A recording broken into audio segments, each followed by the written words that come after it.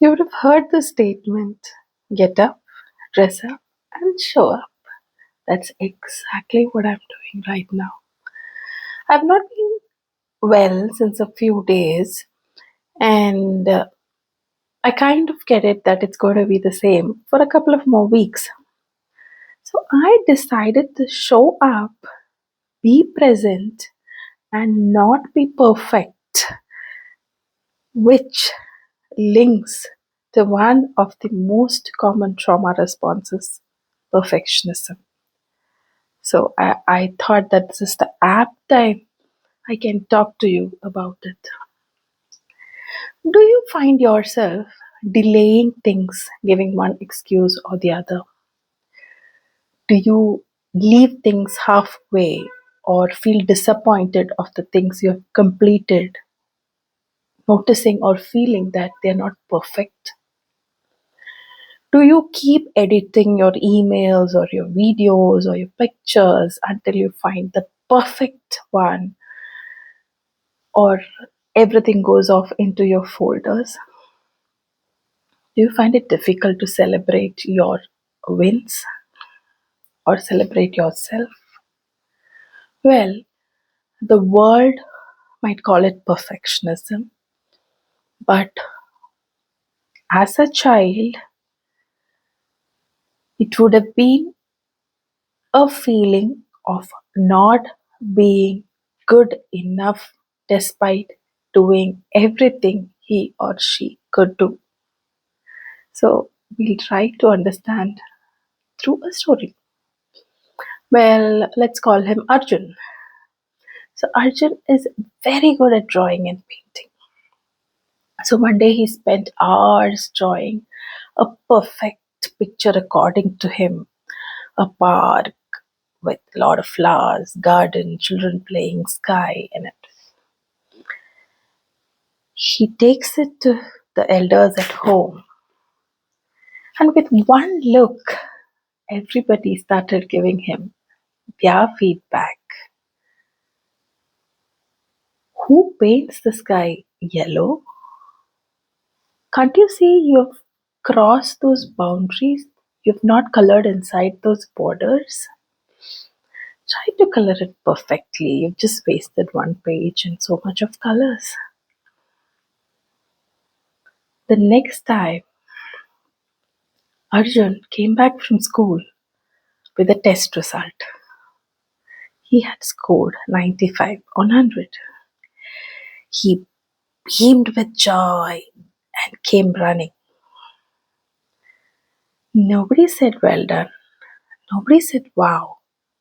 The first thing the elders at home asked was, "Come on, where did you lose those 5 marks, Arjun?" So this little boy got a feeling in his childhood itself that just being good enough was not enough. Almost being good was not enough. You had to be perfect and check all those boxes to be appreciated, and only when I am appreciated, I have done something significant and I am good enough. Now Arjun grows up, he starts working. Before sending out an email, he reads it minimum 5 times, edits it, makes changes to the words, try adjusting the tone, and sometimes it remains in his drafts.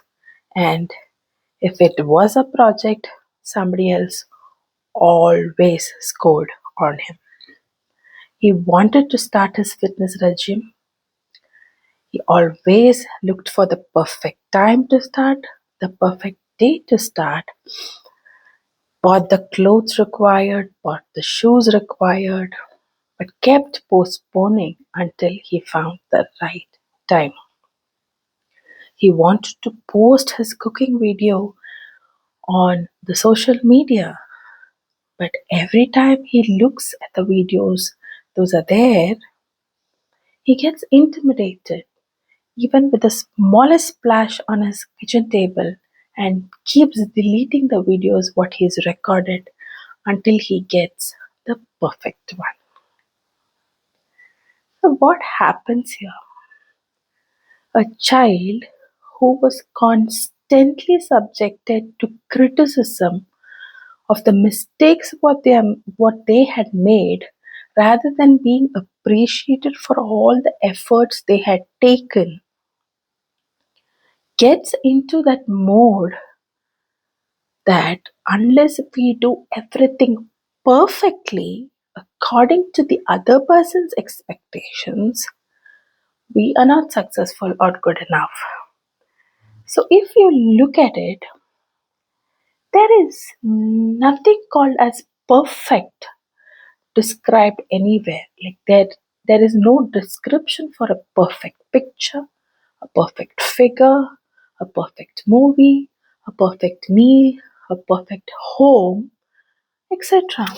It is somebody's version or somebody's imagination which was forced to be your reality. And you keep constantly comparing yourself to all those so called perfect things in the world and feel imperfect always. So, what can we do about it? Every time you have to send out an email or write a letter or anything related to your work, think about it. Have I finished the work or I am sitting and perfecting it? Is the email done? Is the project done? Am I just trying to make it perfect with the perfect font, perfect color, whatsoever? Or is there something to be completed? Focus on what needs to be completed and not how it should look or feel like. Ask yourself that question. Am I trying to make it perfect or am I trying to complete it? An 80% rule might help in certain situations. At times, when you've done something, it could be a meal, it could be a video shoot, it could be a project. The moment you feel 80% of the work is done, let it go. Just let go of it and complete it and send it off. Try to celebrate your wins every single day.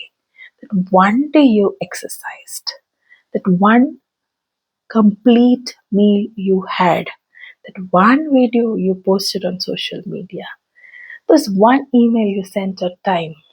Celebrate your wins every single day.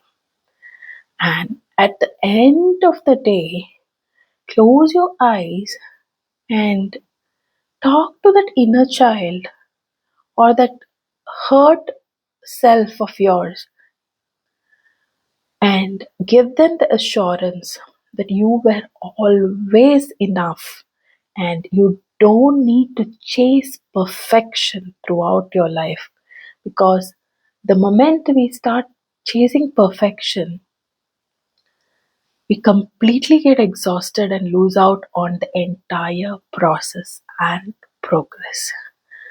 So get up, not because you are perfect, but you want to.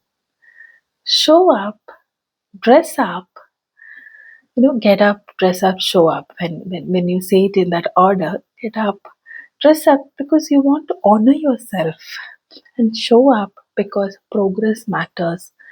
Being present matters, consistency matters than the so called idea of perfection.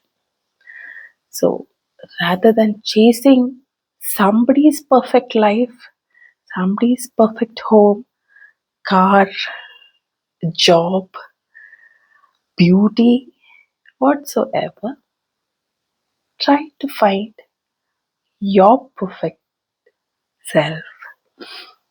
Try to define your boundaries of being perfect, being enough, and feeling really, really good about it.